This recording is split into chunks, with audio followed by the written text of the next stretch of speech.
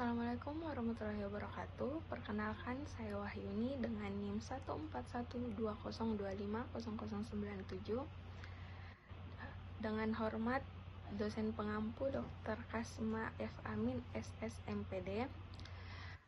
Pada hari ini saya ingin mempresentasikan tugas presentasi kalimat efektif. Apa sih kalimat efektif itu? Kalimat efektif adalah kalimat yang merujuk pada konteks atau fondasi yang mendukung pembuatan kalimat yang lebih efektif. Memahami latar belakang ini bisa membantu dalam menyusun kalimat yang lebih baik. Adapun aspek latar belakang pada kalimat efektif, seperti yang pertama, tujuan komunikasi, audiens, konteks, budaya, dan bahasa. Dan adapun isi pesan untuk kalimat efektif ini seperti kejelasan tentang apa yang ingin disampaikan menentukan efektivitas pada kalimat tersebut. Oke, kita masuk pada pembahasan kali ini. Yang pertama itu ada kepaduan bagian kalimat. Kepaduan bagian kalimat itu merujuk pada keselarasan dan keterkaitan antara komponen-komponen dalam sebuah kalimat, sehingga membentuk struktur yang utuh dan mudah dipahami. Adapun contoh kepaduan kalimat yang baik, seperti liputan ini membahas pentingnya mengatur keuangan. Dan adapun contoh kepaduan kalimat yang tidak baik, seperti liputan ini membahas tentang pentingnya mengatur keuangan. Dan adapun ciri-ciri kepaduan bagian kalimat, seperti kalimat tidak boleh terpecah-pecah atau bertele-tele, tidak mengulang subjek, dan penggunaan konjungsi yang tepat. Yang kedua ada kelogisan. Kelogisan ialah terdapatnya arti kalimat yang logis atau masuk akal. Logis ini juga menuntut adanya pola pikir sistematis. Adapun contoh kelogisan dalam kalimat, seperti kami memilih Bali sebagai venue karena keindahan alamnya dan kemudahan aksesnya. Untuk kalimat ini logis dan jelas.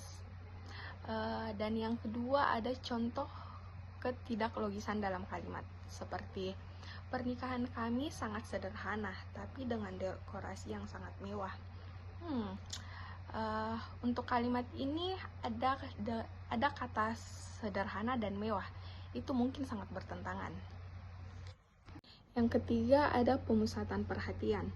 Pemusatan perhatian atau fokus adalah kemampuan untuk mengarahkan dan memusatkan pikiran pada suatu objek tugas dan aktivitas tertentu. Pemusatan perhatian ini dapat dicapai dengan menempatkan kalimat yang ingin ditonjolkan di awalan kalimat, seperti kata lah, kah, dan pun. Adapun adapun cara untuk mencapai pemusatan perhatian tersebut. Yang pertama itu penempatan di awal kalimat, yang kedua penggunaan partikel penegas, dan yang terakhir adalah pengulangan kata. Dan pembahasan yang keempat, kehematan penggunaan kata. Kehematan penggunaan kata ini untuk menyampaikan pesan dengan efektif menggunakan kata-kata yang minimal namun tetap jelas dan tepat. Adapun prinsip kehematan penggunaan kata seperti hapus kata-kata yang tidak perlu, gunakan kata yang tepat, hindari pengulangan kata, sederhanakan kalimat, dan fokus pada esensi. Adapun contoh kehematan penggunaan kata seperti pernikahan di Bali di bulan Juni mendatang. Itu kehematan penggunaan kata. Dan yang terakhir adalah kalimat tidak efektif. Kalimat tidak efektif adalah kalimat yang gagal menyampaikan pesan dengan jelas, tepat, atau efisien, sehingga bisa membingungkan atau menyulitkan para pemahaman. Contoh kalimat tidak efektif seperti pernikahan kami akan diadakan pada suatu hari nanti di bulan Juni, mungkin di Bali kalau semuanya sudah beres dan sesuai rencana. Untuk kalimat ini terlalu berbelit-belit dan sangat tidak jelas. Adapun kalimat yang efektif seperti kami mengundang Anda untuk merayakan pernikahan kami di Bali 15 Juni mendatang.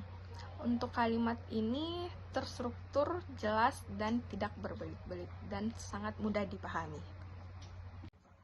Baik, kesimpulan pada pembahasan hari ini yaitu kalimat efektif harus memperhatikan hal-hal yang penting, yaitu harus selalu memilih kata dan istilah serta meletakkannya dengan posisi yang tepat, menggunakan tanda baca yang tepat, mengusahakan agar kalimat yang logis, dan juga menggunakan kata yang tepat.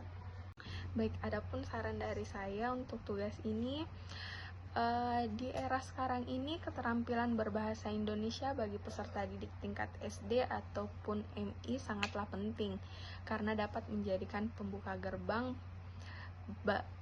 gerbang penguasaan ilmu pengetahuan. Maka dari itu, pengajar harus sangat dibekali keterampilan berbahasa Indonesia yang baik bagi calon guru SD atau MI. Semoga dengan tugas PowerPoint ini dapat bermanfaat bagi saya sendiri dan juga bagi teman-teman pembacanya. Baik, terima kasih. Wassalamualaikum warahmatullahi wabarakatuh.